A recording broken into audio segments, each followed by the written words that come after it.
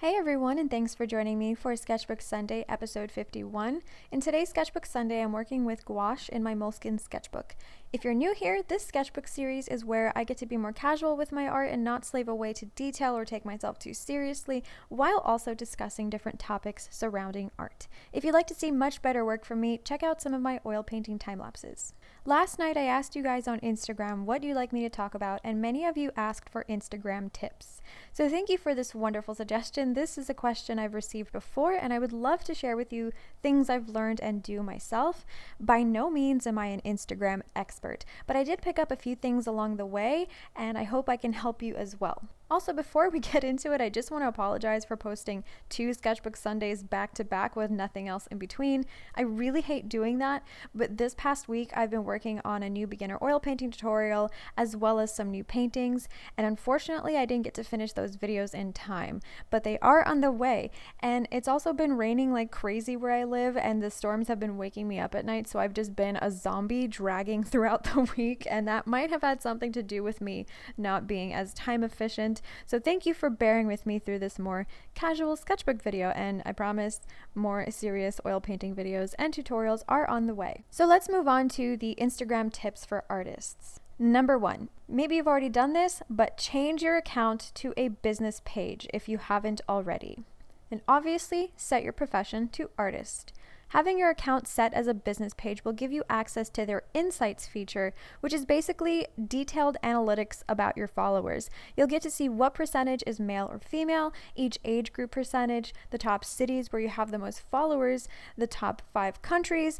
It even goes as far as showing you the average times of day when your followers are most active, what days of the week they're most active, and this will show you when it's best to post. Number 2, plan your content. Sure, spontaneous photos are great and it can be really fun to post images in the moment. However, something that's consistent with many of the brands I've worked with and content creators I've met is they plan and schedule their posts. You don't have to go completely obsessive about it, and it's great to still post content curated in that moment if you feel like it, but planning your posts allows you to maximize your chances of making the algorithm like you, and therefore promoting your posts to more people. It also ensures that you're not scrambling to post something for the sake of posting. Using the data available in your business insights, you can figure out what times of the day most of your followers are logged in and using the app, and that will tell you when the best time to post is in order to reach the most people. Number 3, post consistently.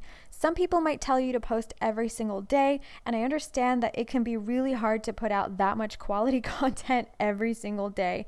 I suggest posting at least 2 to 4 times a week when you're just starting out. Daily, of course, is best, but if you post 2 to 4 times a week, at least you're not overworking yourself or bombarding people, and many artists have, full-time jobs that they do, so it's hard to create consistently quality, good content. Try not to disappear for prolonged periods of time because the algorithm unfortunately punishes you for it, and I've seen this with my own account. Whenever I had a burnout or I was working on a big project that I wasn't allowed to share, or I was busy with art store orders and didn't have as much content to post, I found that when I did come back, Instagram didn't show my stuff to as many people as it used to.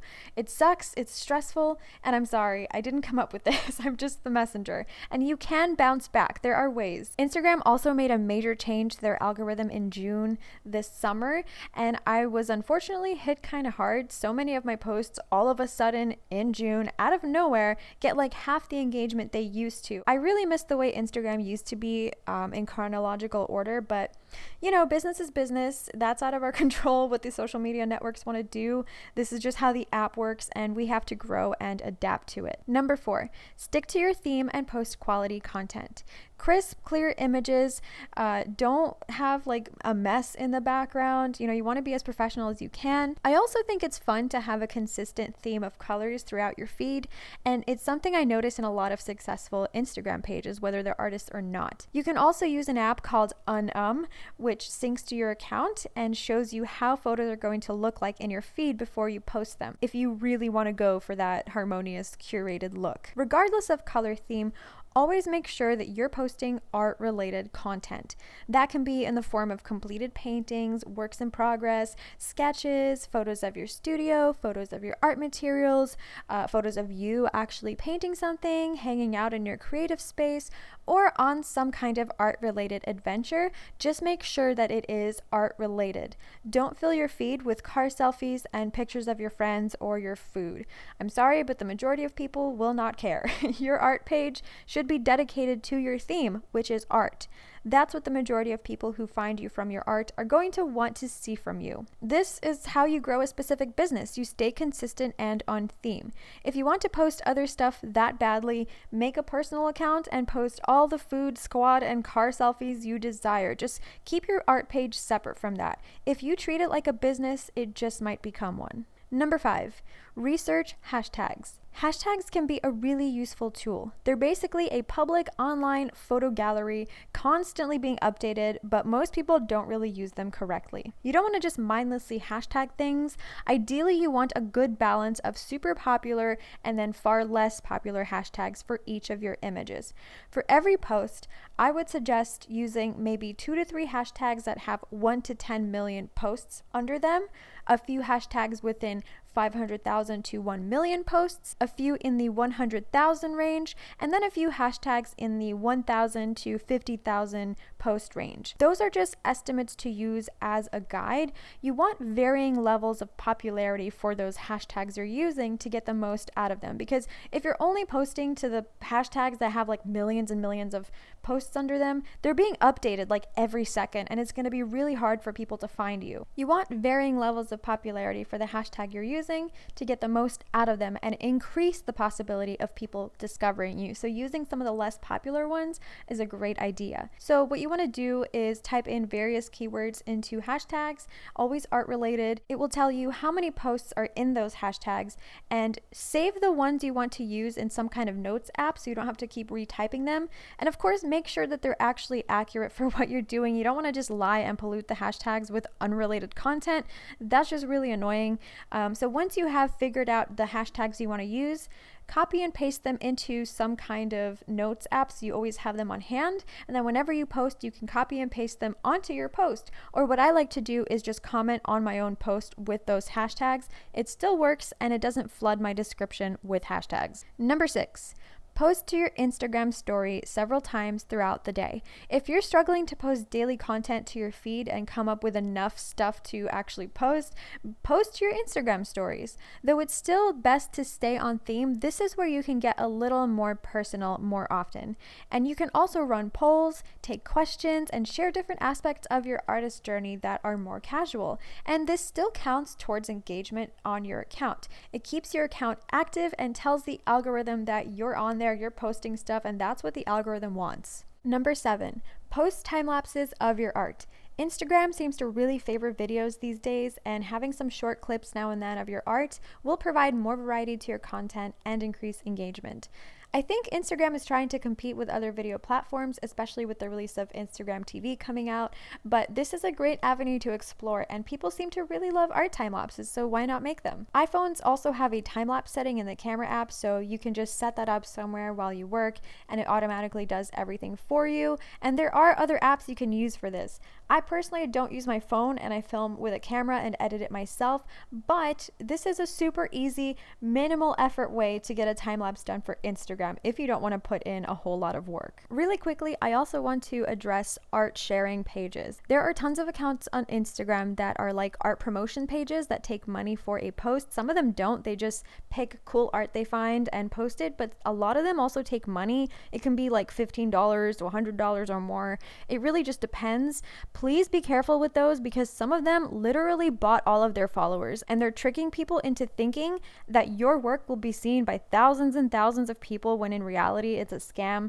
I'm not saying that they're all like this. Some of them actually have built genuine followings organically, but more often than not, what I'm noticing is that a lot of the ones that take money for promotions just bought their audience. So let me know if you want a Sketchbook Sunday on how to tell if an Instagram account bought their followers.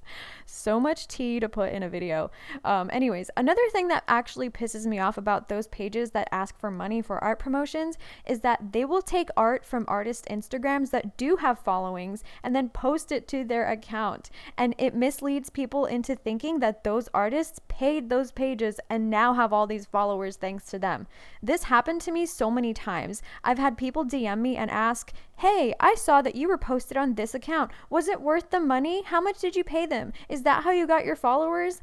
No, it's not. I've literally never ever paid an art page to promote me ever. So please just be really cautious with those accounts. Some of them just trick people into thinking that all these artists were paying them to promote them, when in reality they just took their art to make it look that way.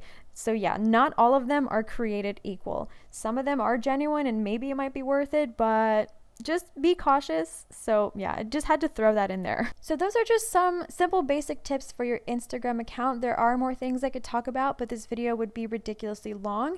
But I do want to make an updated video about social media stuff for artists, not just Instagram. Let me know if you'd like that. I already have made a video like this before. That was 3 years ago, however, and social media algorithms are constantly changing and evolving. So it's important to seek out that information and learn what to do so you can game those algorithms to your advantage. And just know, growth happens at a different pace for everyone. It might take you a while to figure out your niche and what's the best way to work for you, what kind of art you like to make.